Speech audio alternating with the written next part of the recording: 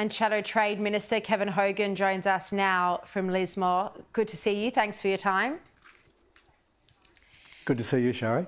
Now, how would you be responding to this invitation from China? Well, Sharri, we obviously have a very complementary relationship with China. They are our biggest export market. We sold over $200 billion worth of goods and services to them just last year. So we complement each other. What they want, we have.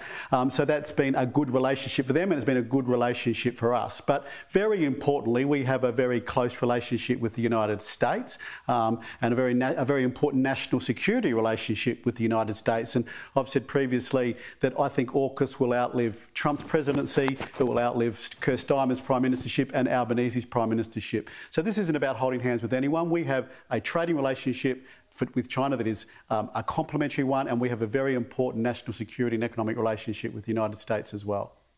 You say China has been good to us and there's been a complementary relationship. Well, that wasn't the case just a couple of years ago. I mean, during the COVID pandemic, China imposed egregious tariffs and even trade bans on Australia.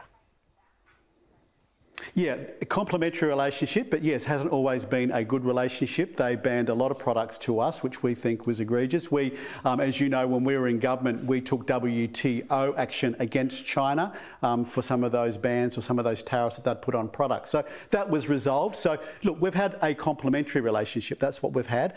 That's obviously been good for both countries, but certainly there's been issues there as well, as we're having an issue now with the United States, which, as friends sometimes do, we need to talk through with the United States. So are you concerned that we are seeing adversaries like China try and take advantage of the Trump chaos?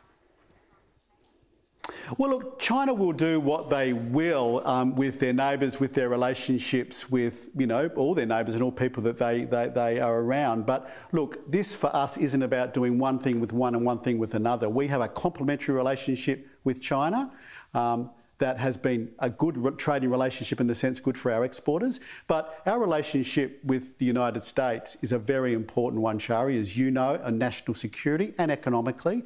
AUKUS is, I think, the primary thing of importance to us to keep our people safe. And as I said, I'm sure that it will outlive Trump's presidency, Albanese's prime ministership and Starmer's prime ministership in the UK. Do you think Donald Trump was right to pause for 90 days his tariffs? Look, I'm glad he did. I think the tariffs are a bad idea and a bad policy. I think it's inflationary for the US consumer, puts the price of things up, and I think it could do great damage to world growth. And if there's a trade war like we're seeing a bit between China and the US now, I don't think that's good for growth. We're a big exporting nation. We sold $650 billion worth of stuff overseas last year, and that depends on good global growth. So we don't want to see that retract. So I was happy to see the pause, and hopefully these are more, you know, you hear different reports out of the States. Are these transactional? Did he do this to get leverage in other areas? We'll wait and see. I hope that's what it is, and that these tariffs eventually get removed. I want to ask you about that, because one thing that he has put in the agenda, also other members of his team, is the ban on American beef that Australia has in place. Yes, we've got it in place for biosecurity reasons, but his team say that that's fake. They literally use that word fake in Senate hearings this week.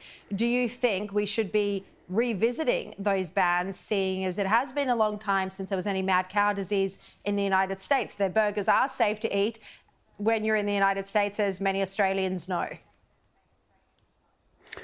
Well, look, Sharri, what I wouldn't say is that we should change our this is biosecurity, as you know. It's the mad cow disease that they had now quite a while ago. What I don't think we should change is our biosecurity protocols. But as part of those protocols, we revisit this all the time anyway in the normal course of business. So the Department of Ag will go through a process and regularly review it to see if the ban should stay in place. So it's not This ban isn't in place forever, but it will be removed when the protocols, our biosecurity rules say we should lift the ban. So I think we stay with the biosecurity rules we have and not change them. And there may be one day where they say lift the ban.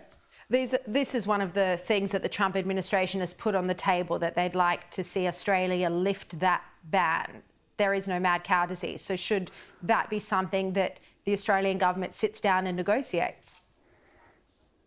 Well, I don't think it should be something that we negotiate as part of this deal. I don't think we should say we're going to lift the ban on your beef to get a deal. I don't think we should say that, no. But I think we just keep our biosecurity rules in place. They're there for a reason, and we adhere to what our biosecurity protocols tell us to do and not change them. All right, Kevin Hogan, appreciate your time. Thank you very much.